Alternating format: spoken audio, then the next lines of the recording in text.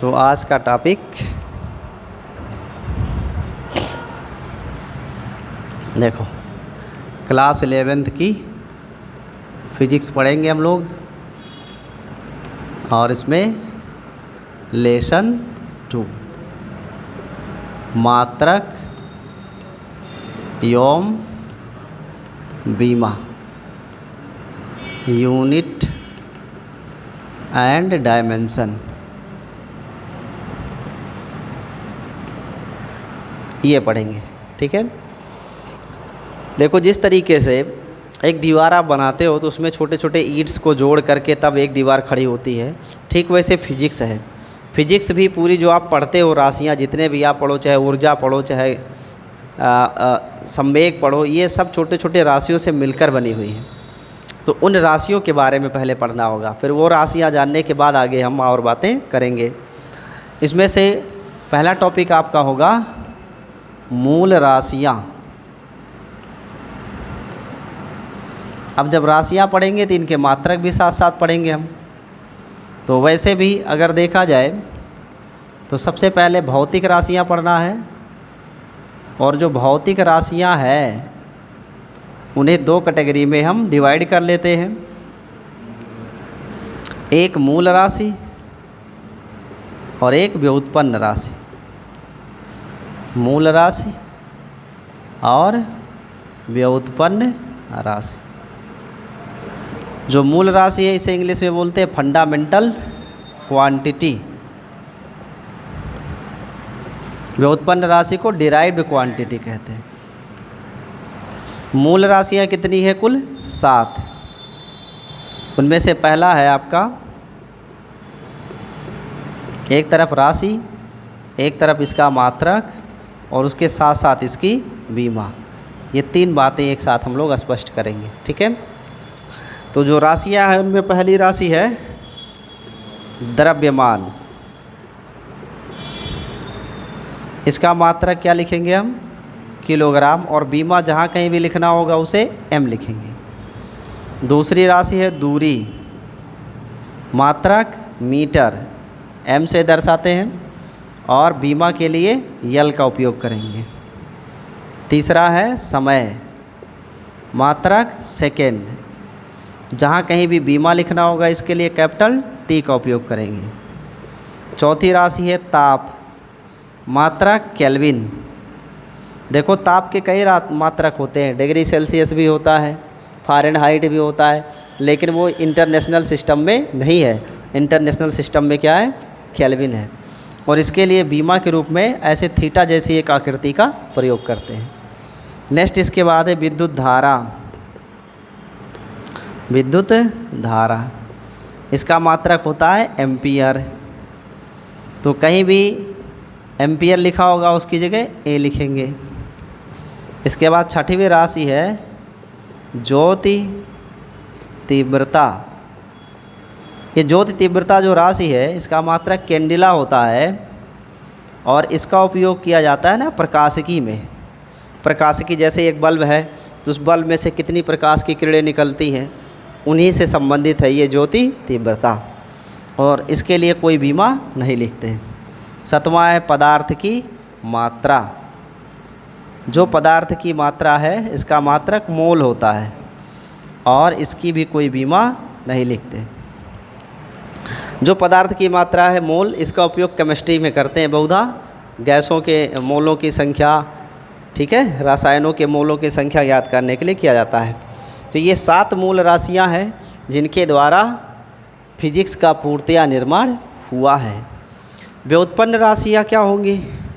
व्युत्पन्न वो होंगी जो इन राशियों की सहायता से उत्पन्न की जाए। जैसे पहला हम लेते हैं चाल या वेग। तो इसके अगर देखो वैल्यू, तो चाल क्या होता है? दूरी बटे समय, यही तो होता है। अब इसमें दूरी और समय का भाग किया गया तो हमको एक नई राशि मिल रही है ना, चाल। तो दूरी और समय क्या है? दूरी और समय क्या है? मूल राशि है। तो ये 2 मूल राशियों का उपयोग करके हमने एक तीसरी राशि बनाया जिसका नाम है चाल। तो ये व्युत्पन्न हुआ। फिर इसी तरीके से आप ले सकते हो बल। बल बराबर क्या होता है? द्रव्यमान गुणे त्वरण। तो द्रव्यमान क्या है? मूल राशि। त्वरण क्या होता है? वेग परिवर्तन बटे सेकेंड। या हम मात्रक से संबंधित करें तो और इजी हो जाएगा, जैसे किलोग्राम गुणे मीटर पर सेकेंड स्क्वायर। तो ये किलोग्राम मीटर सेकेंड ये सब क्या है? मूल राशियाँ, और उनकी सहायता से हमने क्या निकाला? बल। और इसका मात्रक क्या लिखते हैं? न्यूटन। तो न्यूटन क्या है? एक व्युत्पन्न मात्रक है, और जबकि किलोग्राम मीटर पर सेकेंड स्क्वायर ये मूल मात्रक है। तो जो राशियाँ मूल राशियों की सहायता से उत्पन्न की जाएंगी उन्हें हम व्युत्पन्न राशि कहेंगे। ठीक है। तो इसके बाद में दो और हैं जिन्हें पूरक राशियाँ कहते हैं। पूरक राशियाँ, एक है आपका कोण, और इसे एंगल कहते हैं, और ये होता है दो रेखाओं के बीच का झुकाव। इसके लिए दो तरीके हैं, एक अंश में मापते हैं ऐसे, ये अंश में मापा जाता है, और इसे रेडियन में मापते हैं। किस में मापते हैं? रेडियन। और इसे कहते हैं कि ये वृत्तीय कोण है। कैसा कोण है? वृत्तीय। और ये है रेखीय कोण। और एक राशि है जिसका नाम है घन कोण, सॉलिड एंगल। और जो घन कोण है इसका उपयोग किया जाता है वैद्युत फ्लक्स ज्ञात करने में, चुंबकीय फ्लक्स ज्ञात करने में। यानी जब सेकंड वॉल्यूम पढ़ोगे पार्ट 2 12 12वीं में इलेक्ट्रॉनिक्स, तो उसमें फ्लक्स ज्ञात करने में इसका उपयोग किया जाता है। कैसे? जैसे मान लो ये एक आवेशित पृष्ठ है, और इस आवेशित पृष्ठ पर ढेर सारे आवेश हैं। इन आवेशों से रेखाएं निकलेंगी तो इस बिंदु से होकर के ऐसे गुजरेंगी, और इस बिंदु पर आकर सभी रेखाएं क्या होंगी? मिलेंगी। तो यहाँ जो कोण बनेगा 3 डायमेंशनल कोण, इसी को बोलते हैं घन कोण ओमेगा। और ये होता है इस पृष्ठ का क्षेत्रफल और इसकी लंबवत दूरी बिंदु की दोनों के अनुपात के बराबर होता है। ओमेगा बराबर a/r स्क्वायर। हाँ, ये ओमेगा है। और इसका मात्रक होता है स्टेरेडियन। स्टेरेडियन। तो इस तरीके से 7 मूल राशियाँ और 2 पूरक राशियाँ हैं। इनकी सहायता से जो भी उत्पन्न करोगे नई राशि, उसे व्युत्पन्न राशि कहेंगे। मात्रकों के लिए बीमा संगत में लिखा जाएगा। किलोग्राम के लिए यम, मीटर के लिए यल, सेकंड के लिए टी, केल्विन के लिए थीटा, और एम्पियर के लिए ए का प्रयोग करते हैं। ठीक है। फर्स्ट ईयर में हम लोगों को यम, यल, टी और थीटा तक ही पढ़ना है। सेकेंड ईयर में एम्पियर मिलेगा, जब आप विद्युत की पढ़ोगे तो वहाँ पे इसे यूज करेंगे। तो इतना नोट कर लीजिए, फिर इसके आगे की बातें हम आपको बताते हैं। जी, वीमा डायमेंशन अभी बता रहे हैं, पहले इसे नोट कर लो, फिर इसके आगे अब चर्चा करते हैं, तो समझाते हैं आपको।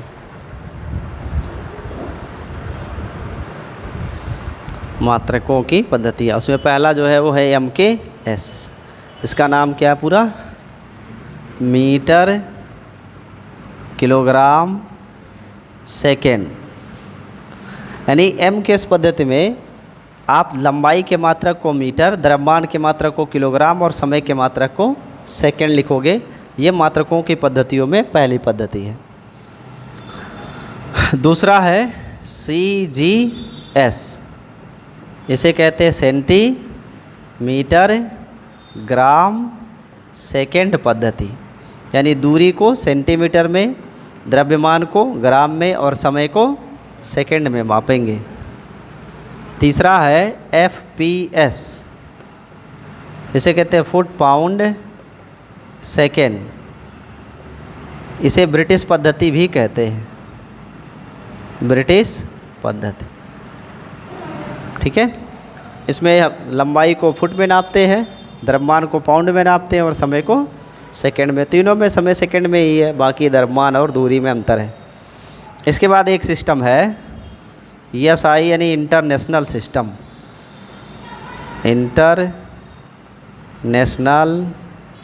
सिस्टम, अंतर्राष्ट्रीय पद्धति।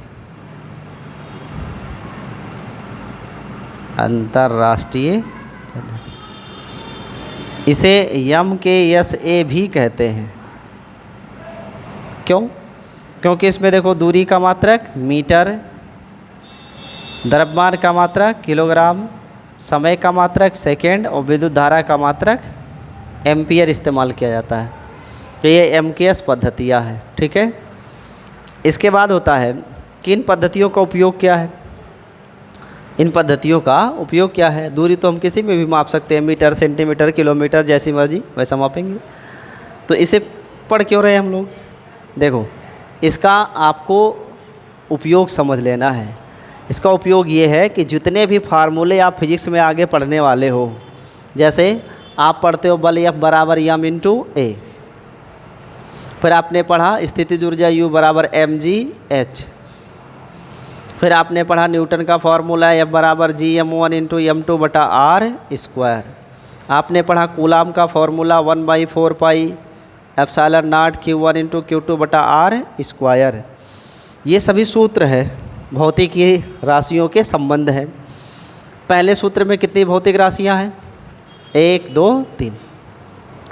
अब जब आप ये फॉर्मूला कहीं उपयोग करोगे तो आपको ये ध्यान में रखना है कि ये तीनों राशियों के मात्रक एक ही पद्धति में होना चाहिए, चाहे तीनों के मात्रक एमकेएस में हो, चाहे सीजीएस में हो, चाहे एफपीएस में हो, या फिर इंटरनेशनल सिस्टम में हो, लेकिन होना चाहिए एक ही में। ऐसा नहीं कि बल आपने एमकेएस में माप लिया, द्रव्यमान को सीजीएस में माप रहे हैं, बस ये आंसर क्या होगा, गलत। जो न्यूमेरिकल लगाते समय लड़के यही नहीं समझ पाते हैं ज़्यादातर कि हम किलोग्राम को ग्राम में क्यों बदलें, सेंटीमीटर को मीटर में क्यों बदलें। उसका रीज़न यही है कि जिन राशियों को हमने संबंधित किया है वो राशियाँ किसी एक पद्धति के अंतर ही आती हैं, तभी इनका संबंध बनता है। अब जैसे ऊर्जा का मात्रक एमकेएस में लिखा तो द्रव्यमान भी एमकेएस में, त्वरण भी और ऊंचाई भी किस में होना चाहिए, एमकेएस। और अगर आपने सीजीएस में ऊर्जा लिखा है तो द्रव्यमान, त्वरण और ऊंचाई भी किस में होनी चाहिए, सीजीएस। तो जब भी आप किसी भौतिक सूत्र का उपयोग करेंगे तो उस भौतिक सूत्र का उपयोग करते समय ध्यान में रखना है उस भौतिक सूत्र में जितनी भी राशियां हैं वो सब एक ही पद्धति में मात्रकों में होनी चाहिए, चाहे वो एमकेएस हो चाहे वो सीजीएस हो। ये ब्रिटिश पद्धति है, इसे इंडिया में यूज नहीं करते, हम लोग क्या यूज करते हैं, एमकेएस। और वैसे बेसिक क्या है, इंटरनेशनल सिस्टम, इसी को प्रयोग करना चाहिए सभी को। क्या आप मेरी बात समझ पाए, इन मात्रकों की क्या उपयोगिता है, समझ में आया। इसके बाद आता है मात्रकों का रूपांतरण है, ठीक है। तो सेंटीमीटर को मीटर में, मीटर को किलोमीटर में, इस तरीके से रूपांतरित करते हैं। ये समझ में आ गया ना, इसे ध्यान में रखना। और जब भी न्यूमेरिकल लगाना तो सभी राशियां एक ही पद्धति के मात्रक में लिखना।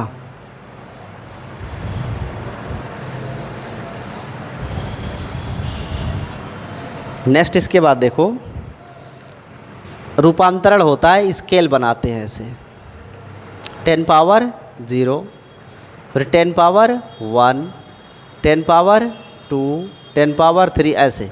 तो हम वर्टिकल बना दें ऐसे तो ज़्यादा बेटर रहेगा हमारे लिए समझने में।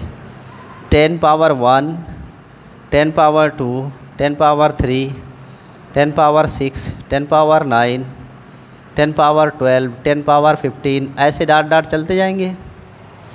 और इधर ऐसे रूपांतरण में हम चलेंगे 10 power -1, -2, -3, -6, -9, -12, -15 dot dot and so on, ठीक है। तो इनके क्रम से नाम होते हैं।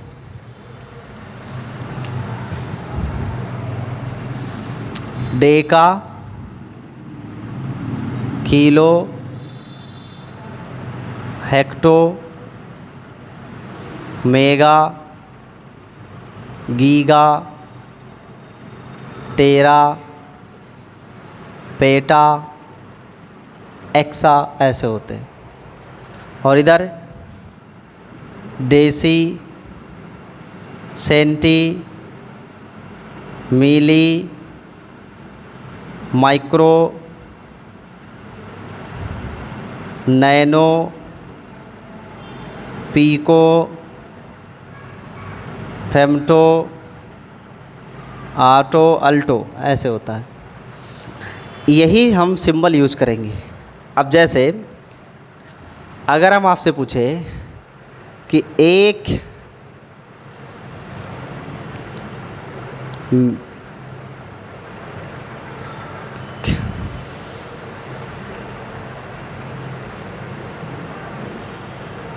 किलो हेक्टोडेका। अगर हम के 1 किलोग्राम में कितने ग्राम, तो उत्तर होगा 1000 ग्राम। या 1 किलोमीटर में कितने मीटर, 1000 मीटर। 1 मिलीमीटर में कितने मीटर, तो 1 मिलीमीटर बराबर 10 की घात ऋण 3 मीटर। 1 माइक्रोमीटर बराबर कितने मीटर, 10 की घात ऋण 6 मीटर। 1 नैनोमीटर बराबर कितना, 10 की घात ऋण 9 मीटर। ऐसे यूज़ करेंगे। 1 मेगा बराबर 10 की घात 6। तो यहाँ से ये जो सिंबल है 10 पावर, वो हम ऐसे यूज़ करेंगे और इनसे हम मात्रकों को रूपांतरित करते रहेंगे। इसे आप नोट कर लो, फिर इसके आगे आपको समझाते हैं और अच्छी अच्छी बातें।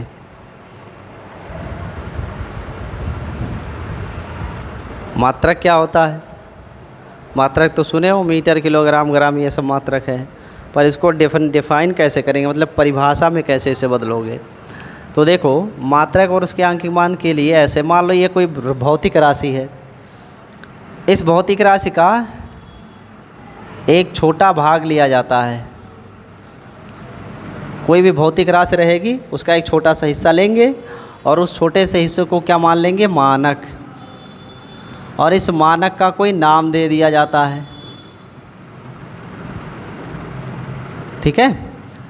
कोई भी भौतिक राशि रहे, जैसे मान लो द्रव्यमान है, तो द्रव्यमान का हमने एक छोटा सा हिस्सा लिया, उसे मानक माना और उसी को एक नाम दे दिया।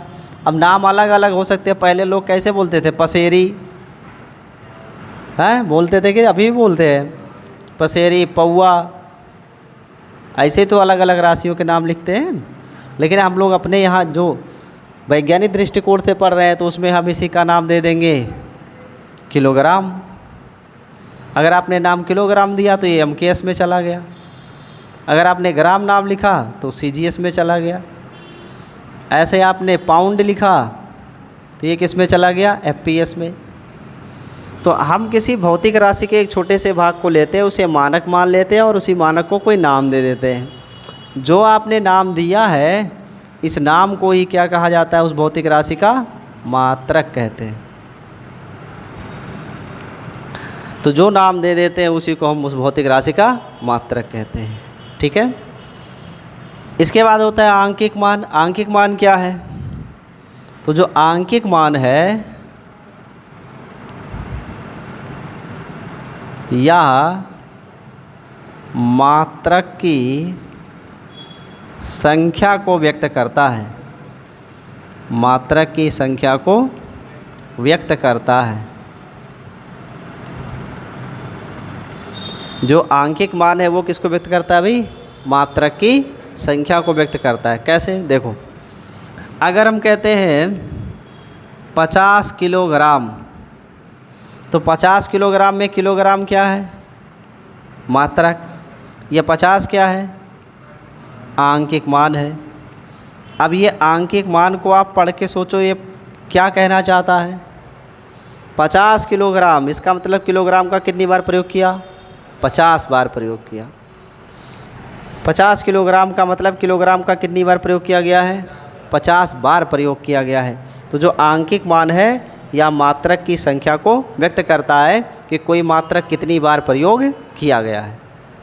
जानकारी स्पष्ट है?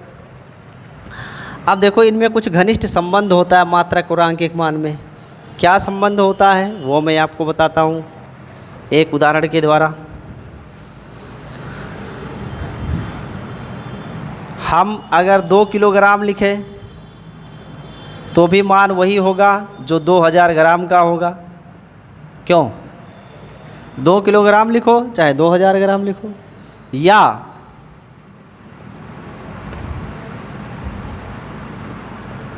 इतने मिलीग्राम लिखो, इकाई, दहाई, सैकड़ा, हज़ार, 10,000, लाख, 10 लाख, तो 20 लाख मिलीग्राम लिखो। क्या इनमें परिमाण में कोई अंतर आएगा? कोई अंतर आएगा राशि के परिमाण पर? नहीं। राशि का परिमाण वही है, 2 किलोग्राम जितना था उतना 2000 ग्राम, उतना 20 लाख मिलीग्राम, ये परिमाण में समान है। बदलाव कहाँ हुआ? ये किलोग्राम था, ये ग्राम और ये मिलीग्राम हुआ। यहाँ पे पहले 2 था आंकिक मान, फिर 2000 हुआ और 2000 से ये बढ़ के कितना हो गया? 20 लाख हो गया। इनमें अगर आप देखो तो ये मात्रक क्या होता गया? बड़ा से छोटा होता गया है। किलोग्राम से ग्राम हुआ, ग्राम से मिलीग्राम हो गया, तो मात्रक छोटा होता जा रहा है। अब मात्रक जैसे जैसे छोटा हो रहा है, आंकिक मान क्या हो रहा है? बढ़ता जा रहा है। तो आंकिक मान और मात्रक में जो संबंध है वो कैसा रहा भाई? अपोजिट का। जो आंकिक मान है वो मात्रक के क्या होगा? व्युत्क्रम में होगा। अगर मात्रक बड़ा होगा तो आंकिक मान छोटा होगा, मात्रक छोटा होगा तो आंकिक मान बड़ा होगा। जैसे किलोग्राम बड़ा मात्रक है तो आंकिक मान में सिर्फ 2 आया, मिलीग्राम बहुत छोटा मात्रक है इसलिए 20 लाख आया। तो जैसे मात्रक बढ़ेगा आंकिक मान घटेगा, मात्रक घटेगा आंकिक मान बढ़ेगा। तो इन दोनों में कैसा संबंध हुआ? व्युत्क्रम का संबंध हुआ। आंकिक मान न्यूमेरिकल वैल्यू अंग्रेजी में कहते हैं इसको, और मात्रक को यूनिट कहते हैं। हम एक एक अक्षर इसका यूज़ करेंगे, n proportional to 1/u, numerical value inversely proportional to the unit. ये प्रोपोर्शनलिटी हटाओगे तो कोई नियतांक लिखना होगा ना, गुणे 1/u, u का इधर गुणा हो जाएगा तो n गुणे u बराबर क्या हुआ? नियत। किसी भी भौतिक राशि के लिए उसके आंकिक मान और मात्रक का गुणनफल सदैव क्या होता है? नियत होता है। देखो नियत है कि नहीं? 2 किलोग्राम कहो, चाहे 2000 ग्राम कहो, चाहे 20 लाख मिलीग्राम कहो, सब परिमाण तो एक ही है ना, तो ये नियत है। अब यहाँ से 2 पद्धतियों के लिए इसे हम यूज़ कर सकते हैं कि n1u1 बराबर n2u2। आवश्यकता पड़ने पर इसमें से किसी भी मात्रक को किसी दूसरी पद्धति में बदला जा सकता है। तो ये रहा मात्रक और आंकिक मान। मात्रक क्या है? किसी भी भौतिक राशि का एक छोटा सा भाग लिया जाता है, उस भाग को मानक मान लेते हैं, उस मानक को कोई नाम दे देते हैं, जैसे आप पसेरी, पौवा, किलोग्राम, ग्राम, कुछ भी नाम दे दो। अब ये स्टैंडर्ड है, मानक मान के इसको नाम दिया गया, तो जो नाम देते हैं उसी को हम उस राशि का क्या कहते हैं? मात्रक कहते हैं। और इस मात्रक की एक और अभिव्यक्ति करने के लिए एक और राशि का उपयोग करते हैं जिसे कहते हैं आंकिक मान। और आंकिक मान क्या चीज़ है? यह मात्रक की संख्या को व्यक्त करता है कि कोई मात्रक कितनी बार प्रयोग किया गया। जैसे मैंने कहा कि 50 किलोग्राम, तो इसका मतलब है कि इस किलोग्राम का कितनी बार प्रयोग किया है? 50 बार प्रयोग किया है। फिर आपने देखा कि जो आंकिक मान है उसका मात्रक से कैसा संबंध होता है? व्युत्क्रम संबंध होता है। मात्रक बड़ा, आंकिक मान छोटा, मात्रक छोटा, आंकिक मान बड़ा हो जाता है। तो इस तरीके से आंकिक मान और मात्रक का गुणनफल सदैव नियत होता है। अब हम इसे 2 अलग अलग पद्धतियों के मात्रकों के लिए n1u1 बराबर n2u2 की तरह लिख सकते हैं। ठीक है, नोट कर लीजिए, फिर इसके आगे चर्चा करेंगे।